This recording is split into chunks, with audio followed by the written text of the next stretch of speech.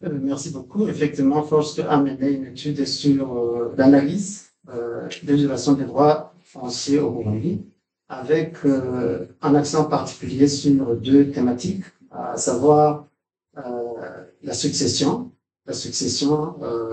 beaucoup plus centrée sur le genre, mais aussi et surtout tout ce qui a trait avec les expropriations foncières abusives que nous avons qualifiées d'accaparement de terres. L'étude a porté sur toutes les provinces du Burundi et on a pu recenser 72 cas, dont 43 cas en lien avec les conflits fonciers en rapport avec la succession et 29 cas en lien avec les exploitations foncières abusives. Ainsi, par rapport à ce premier aspect, Forst, dans cette étude, a constaté que la situation de problématique de succession au Burundi s'oppose beaucoup plus et avec acuité à l'endroit de la femme burundaise. Et cela est dû en particulier du fait que la société burundaise est une société patriarcale et c'est la masculinité qui est plus en avant que la féminité. Et cela donne poids, de par les usages, la coutume, la pratique coutumière, donne place aux garçons qu'à la fille en matière de succession. Et ce qui est malheureux, et même les juridictions, et même les juges, et même les intellectuels et consorts, ils considèrent que c'est la coutume qui prime sur toutes les autres sources du droit. Et or, dans la hiérarchie des normes, normalement, la coutume viendrait en dernière position. Eh bien, dans la motivation d'un jugement, par exemple, on peut motiver que, comme il n'y a pas de loi spécifique sur la succession, la juridiction se rabat sur la coutume, alors qu'il y a d'autres références légales dont dispose l'arsenal juridique burundais, en l'occurrence les conventions internationales régulièrement ratifiées par le Burundi et reprises dans la Constitution, notamment en ses articles 13 et 19 et consorts. D'autres sources internes, comme le Code des personnes de la famille, en certains de ces articles, notamment son article 122, 126 et consorts, prônent pour l'égalité, prônent pour la non-discrimination et donnent place à la femme dans le couple. Pourtant, ces dispositions sont à la disposition des juges, mais on ne s'y réfère pas. Et on a constaté que le juge lui-même subit ces pesanteurs sociaux. Donc, il ne diffère en rien, pratiquement, à d'autres personnes, membres de la communauté, par rapport à la considération successorale de la fille. Et ce qui a été constaté aussi, c'est qu'il y a des provinces qui sont les plus touchées que les autres. C'est, en l'occurrence, la province de Muramza qui vient en tête, sur la province Muyinga et la province d'Itega. Donc, sans être exhaustif, de pouvoir préciser le nombre de cas dans chaque province, mais donc la hiérarchie se situe comme ça. Donc, par rapport à cela, cette tendance est plus soutenue par aussi les officiels burundais. C'est notamment la décision de la Cour suprême à travers laquelle le président de la Cour suprême a donné une injonction à toutes les juridictions qui ne vont plus se référer à une jurisprudence foncière sensible aux gens existants. Ça fait bientôt 3 ans. Et cette jurisprudence appartient aussi et surtout à cette Cour suprême. Donc, en quelque sorte, il a dit non à son œuvre. Il en va de même aussi à travers des propos des officiels comme le président de l'Assemblée nationale qui précise que l'ère de succession de la fille n'est pas encore là. Donc, pour dire que, et même les autorités du pays, les officiels du pays, n'entendent pas donc ne sont pas d'accord avec l'égalité de genre au Burundi, y compris notamment sur le côté de la succession. Concernant les expropriations foncières abusives, que nous avons qualifiées d'accaparement de terre, c'est que ce phénomène tend à se généraliser, tend à se propager à travers tout le pays, et le constat est que normalement les expropriations foncières proposées aux utilités publiques sont régies par la loi, y compris notamment dans le code foncier, où c'est précisé la procédure d'expropriation qui exproprie et dans quelles conditions.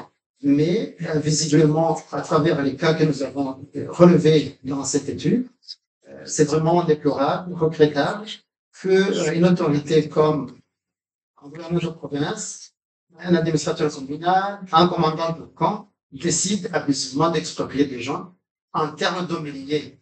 C'est le cas notamment, donc, pour le cas d'espèce, des provinces qui viennent en tête, et c'est notamment Chitoke, le Mongé, le Makamba, ça, et Ujumura. Et des cas, certains parmi ces cas, c'est vraiment très horrible, où, par exemple, à Mutambara, à Mongé, on a exproprié des gens qui étaient établis à plus de 910 hectares. Vous situez à quelle ampleur ce conflit se situe. Donc, les habitants expulsés ont fait des réclamations partout, jusqu'à la présidence, mais leur cas n'est pas encore résolu. Il en va de même au niveau de Mdougou, où le camp militaire de Mdougou a voulu étendre sa superficie pour y exercer des activités militaires, et abusivement, ils ont décidé d'expulser des gens sans indemnité, sans formalité d'expropriation foncière. Eh bien, les gens ont essayé de résister, ont fait des réclamations jusqu'à l'Ombudsman, à l'institution de l'Ombudsman, mais le cas n'est pas résolu. Eh bien, le commandant du camp y a posé des gardes militaires qui à ce que toute personne qui y met le pied pour des activités champêtres, il se retrouve envoyé par des tirs à balles réelles. Il y a déjà eu des décès sur ce site.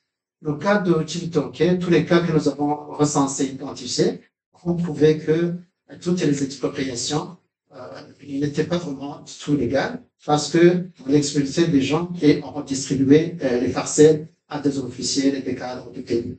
Merci. Dans votre étude, il y a des provinces que vous avez citées qui semblent résister à céder à la succession de la femme. Et qu'est-ce qui serait derrière cette attitude dans ces provinces? Bon, disons, force qu'on n'a pas pu détecter à part entière les vraies raisons, les vrais mobiles de cela, mais on peut s'imaginer que c'est beaucoup plus le poids de la couture. Mouramza, comme une des provinces les plus conservatrices, traditionnellement conservatrices, et là, par le usufruit même, il faut avoir l'usufruit en province de Mouramza. Ce n'est pas tellement spontané comme ça se fait dans d'autres provinces.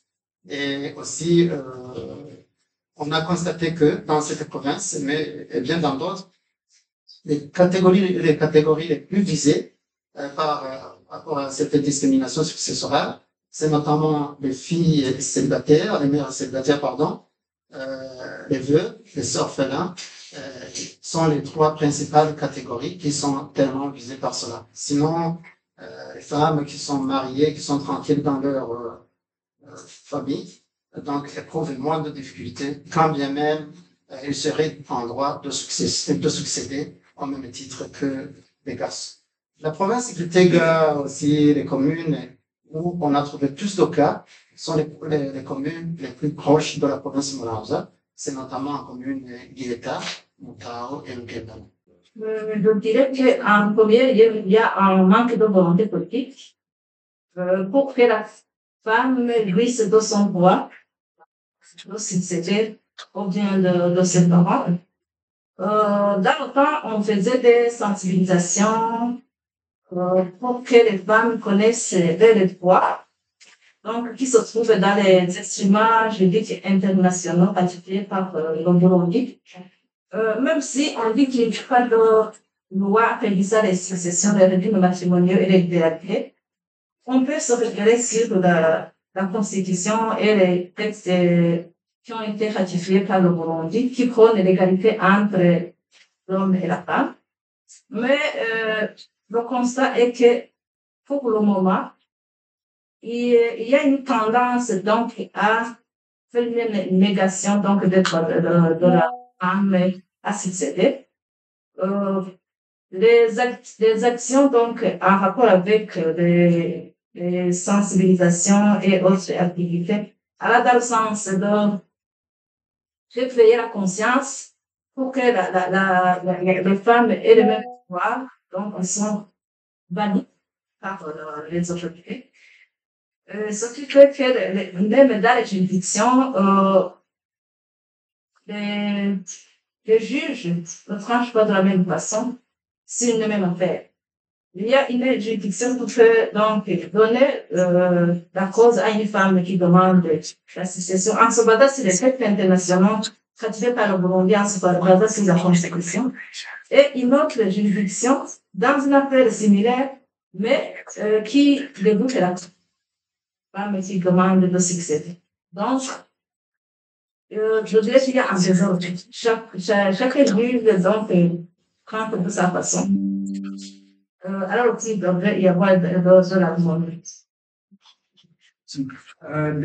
Dans certains cas, on accuse les femmes d'en avoir agi assez fortement pour que les choses changent. Est-ce que vous pensez que cela aussi constitue un handicap pour la femme et sa succession dans sa famille? Je dirais non. Même s'il y a des femmes qui se résignent, donc, qui se sont résignées d'office, puisqu'elles ont vécu la situation, donc, les alliés, grand-mère, donc, elles se sont résignées. Il y a d'autres, les femmes qui ont peur de la discrimination, puisqu'on les accuse de Bingani, Zimbabwe, se réclament les droits. Il y a aussi des femmes qui ignorent les droits. Donc, au lieu de demander la propriété entière, elles demandent les diplômes. Donc, si on va au niveau de la juridiction, au lieu de demander le droit à part entière, ils demandent les diplômes. Donc, il y a aussi l'ignorance de les droits. Il y a des femmes qui ignorent les droits et de cette façon perdent donc la puissance globale de cette voie. Mis à part que vous êtes juriste, mais aussi vous êtes femme concernée justement par cette question, qu'est-ce qu'il faut faire justement face à cette résignation des femmes? Bon, de certaines femmes pour ne pas vocaliser. C'est donc les sensibiliser, les conscientiser, pour que les réclament les droits, les montres, donc des textes qui sont ratifiés par le Burundi et qui prônent l'égalité. Il faut aussi donc soutenir les femmes qui ont engagé des procédures pour qu'ils n'abandonnent pas les procédures. C'est un atelier qui a été bien organisé par le FOSC. Le thème a été bien choisi.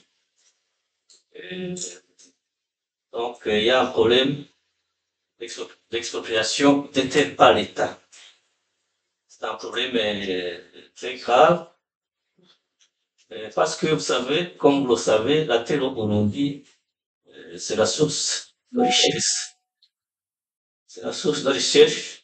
Un paysan qui a une terre et qui tire sa terre, et puis au moment de la récolte, une partie de sa récolte est consommée dans le ménage, une autre partie est vendue sur le marché pour pouvoir se procurer de l'argent. L'argent, les ménages ont besoin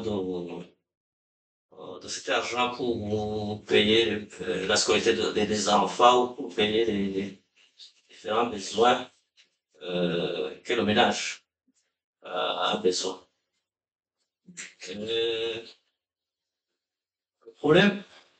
Le grand problème avec l'expropriation des terres, c'est qu'on ne sait pas aujourd'hui pourquoi on paie cette expropriation. On ne sait pas si on va distribuer ces terres expropriées aux paysans qui n'en ont pas. On ne sait pas si ces terres expropriées vont être données comment dirais-je, aux exploitants, tels que les fermiers ou les agriculteurs. c'est en fait, c'est là où il y a le grand enjeu. Pourquoi l'État exproprie les gens? C'est ça, en fait, le grand enjeu. C'est la question que je me pose. Voilà. Et votre appel aux autorités burundaises? Bon, comme je viens de le dire, il y a un problème de terre dans le pays. Donc, si je peux estimer plus de 50% des ménages burundais ont des problèmes de terre. Et la terre au Burundi, c'est une source de richesse, comme je disais tout tantôt. Donc, quelqu'un qui n'a pas de terre, surtout les paysans. Donc, c'est la misère totale dans le ménage. Alors, tu m'as posé la question, qu'est-ce que l'État peut faire? Donc, ce que l'État peut faire, c'est que il faut que l'État mette sur pied une commission technique pour étudier les problèmes liés à la terre. Donc, laquelle commission technique produira un rapport et à partir de ce rapport, on pourra amener ce rapport à l'Assemblée nationale, au Parlement, pour que on puisse légiférer sur cette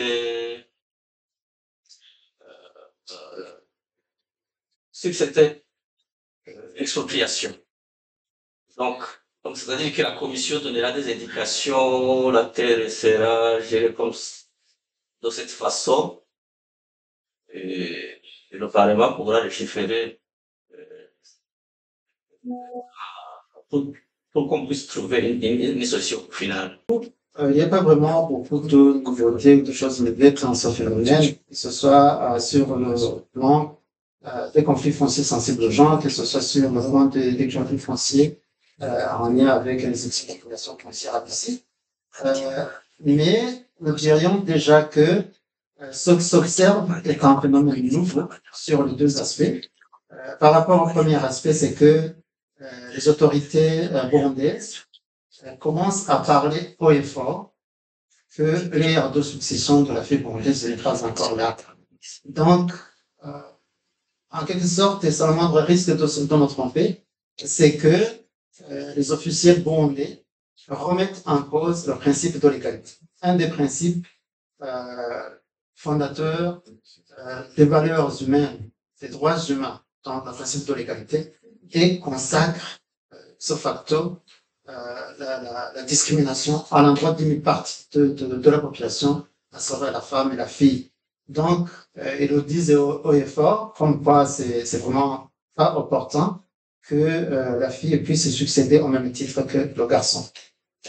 Et là, transparaît surtout dans les discours, mais aussi les écrits officiels qui sont donnés aux juridictions, leur interdisant de se référer à la loi, mais beaucoup plus se rabattre à la coutume, à la pratique coutumière, ce qui est très dangereux dans un état dit de droit où on sacrifie une partie de la population par rapport à ses droits qu'elle doit bénéficier. Sur le plan des expropriations foncières abusives, la tendance, la nouveauté, c'est que on était habitué à des expropriations foncières abusives centrées sur des individus. Mais présentement, on constate une tendance qui tend à se généraliser, d'exproprier des gens en masse.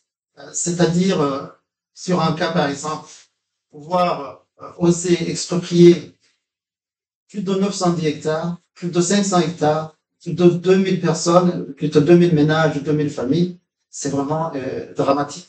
Constater que l'État ou ses agents décidaient une telle démarche, c'est vraiment une grande insouciance par rapport à la population qui devient ipso facto très très vulnérables, paupérisation des familles, mais aussi un grand mécontentement social. Donc, cela va entraîner sans doute des réclamations de masse à travers tout le pays. Et bien, ce qui est malheureux, ces expropriations se font abusivement et on exproprie des gens sur décision d'un gouverneur de province, d'un administrateur communal, et du coup, on les redistribue automatiquement à des officiers, à des cadres, à des personnes, des personnalités influentes dans le système. Ce qui est très, très dangereux, et visiblement, c'est un phénomène qui tend à se généraliser, à se propager à travers tout le pays. Eh bien, ce qui doit se faire, à titre de recommandation, c'est que l'État a l'obligation de protéger sa population et a l'intérêt que reste crédible envers sa population qu'il a mise en place. Eh bien, la première chose à faire, c'est de devoir restituer dans leurs droits les gens qui ont été abusivement expropriés, les gens qui ont des contentieux fonciers au niveau des tribunaux, et que la justice soit faite. Les références légales pour l'égalité, pour la non-discrimination sont là. Donc, c'est bien que ces gens soient restitués dans leurs droits. Et autre chose, c'est que le gouvernement, le président de la République doit faire cesser ces accaparements de terres, ces expropriations abusives. Tous ceux qui le font au nom de l'État ou en agissant à ce titre. Donc, c'est bien aussi, en troisième position, que ces accapareurs, si je peux les appeler ainsi, soient identifiés et sanctionnés conformément à la loi, parce que la loi prévoit comment traiter une personne qui agit mal au nom de l'État.